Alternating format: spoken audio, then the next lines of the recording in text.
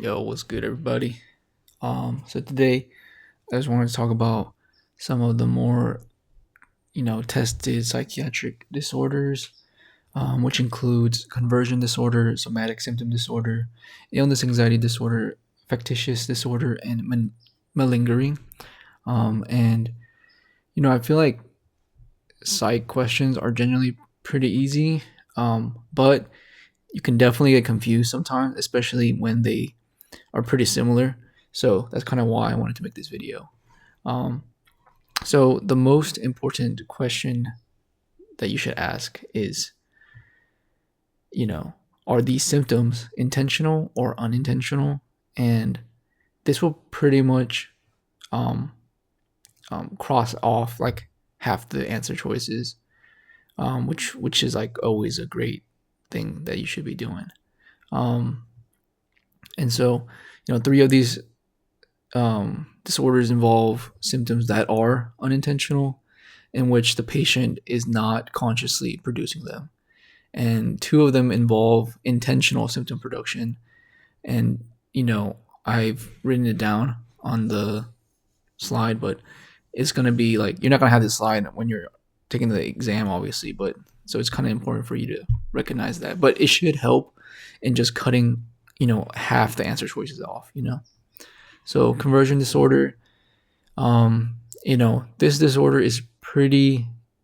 I would say this is pretty easy because this always involves a neurologic symptom, such as paralysis, blindness, or sensory loss, and it cannot be explained by a neurologic disease. And again, these symptoms are unintentional and they follow a psychiatric stressor. So NBME, they'll give you a symptom that doesn't follow anatomic patterns or normal imaging or exam findings, such as Hoover sign. And the key symptom that they will give you is something that's like neurologic. But yeah, it's usually just like, you know, paralysis, numbness, like following a stressor, such as like the person like recently lost a job or they had a fight with the spouse. Um, and the patient usually kind of like shows like no care or concern about the deficit. Like, they like suddenly like their leg doesn't move and they're like whatever about it. So whenever MBME gives you hoarseness of voice, and it's like, and you feel like this is one of these questions that they're asking, if they give you hoarseness of voice, it's usually the conversion disorder.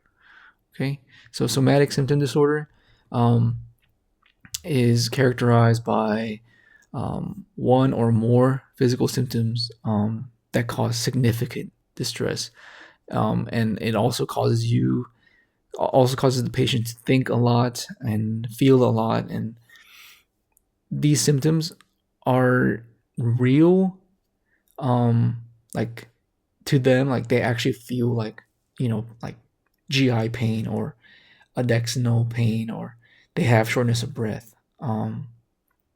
But like we cannot find like what is actually wrong with them. Like examinations is not gonna show anything that's like anything that is like wrong with them. Um, so, but the symptoms are real in the sense that the patient really feels them, if that makes sense. And the pathology is the patient's excessive focus, anxiety, and disruption of daily life, which is caused by these real symptoms. And then, just like the key difference between them, conversion, like I said, is like neurologic, and somatic is like usually involves multiple systems like GI or like the lungs or stuff like that. So illness anxiety disorder is characterized by a persistent fear of having a serious illness, despite having minimal to no physical symptoms. And these patients are just like always thinking about like, oh, dude, I'm like I'm gonna get sick soon. Even when like the exams come out normal, they're like, oh no, like there's something like wrong with me. Um, so it's kind of like they're just like worried about being sick almost. but like they don't actually have a lot of symptoms. Um, and so, yeah, differences. So somatic again, symptoms, they actually have symptoms.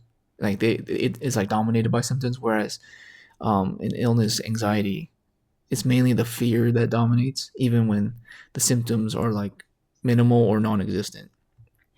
So factitious disorder, and now we're getting into intentional symptoms. It involves getting like it involves like getting mainly attention. Like they don't do this to get money or like to get out of work or something like that. Um, but yeah, the motivation is to assume this sick role and to receive medical attention, care, or even like sympathy from others. And you got to know that they are willing to undergo invasive procedures. Okay, so like the questions might not give you that, but the history of the patient might be like, oh, like they went through like uh appendectomy or something like that, and one thing that like I've noticed that I've seen whenever factitious disorder is the answer is like factitious thyroid toxicosis, in which the person injects thyroid hormone into their own body, and this will cause the patient to like go to the hospital, obviously. And um yeah, they do this to get medical attention. It's like usually like talking about like some nerves, usually, like, yeah. And also like insulin can be used as well. um so yeah, so just be aware of this one, because yeah, there's like some crazy things people um like the questions describe. So yeah. um but yeah, but the patients will definitely have frequent hospitalizations and kind of like inconsistent histories almost. So, and usually like they have like some knowledge of the medical world, so like they'll kind of know what they're doing. All right, next one is malingering, in which it's also an intentional symptom, but the motivation is external. So, this can include like getting money, getting drugs, avoiding work, or even like legal benefits. And this is not a psychiatric disorder. This is just like kind of like, I guess, almost a scam. And they're not willing to undergo invasive procedures. Like they're like, oh yeah, I have this pain. I have a pain in my right um, lower quadrant, and people are like, and then so the doctor's like, oh hey, maybe we should do a appendectomy, but they're like, hell no, it's kind of like that.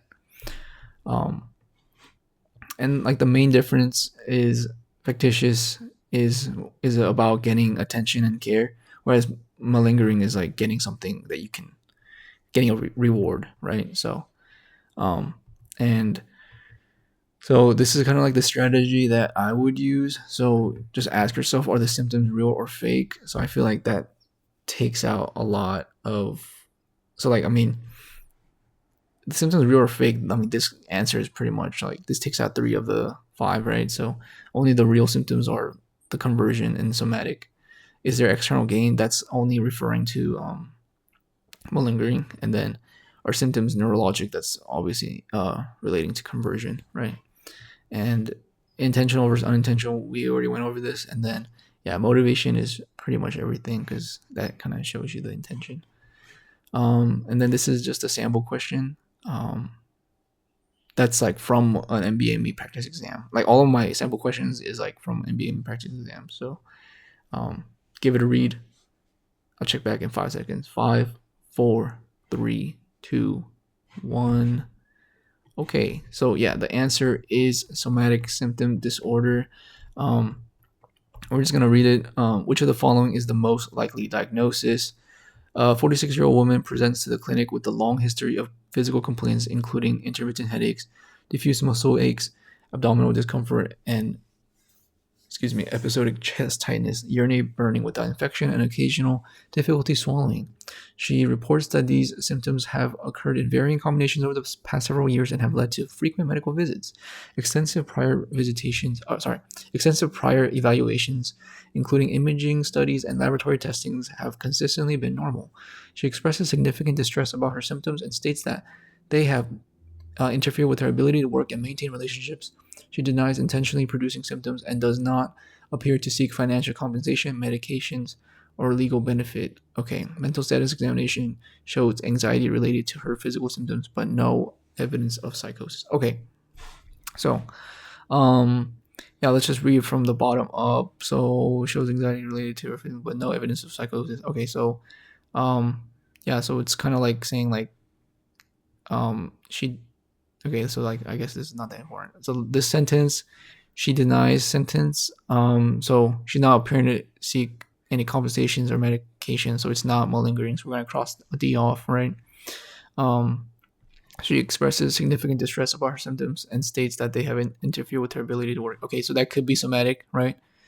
She's expressing significant distress about her symptoms.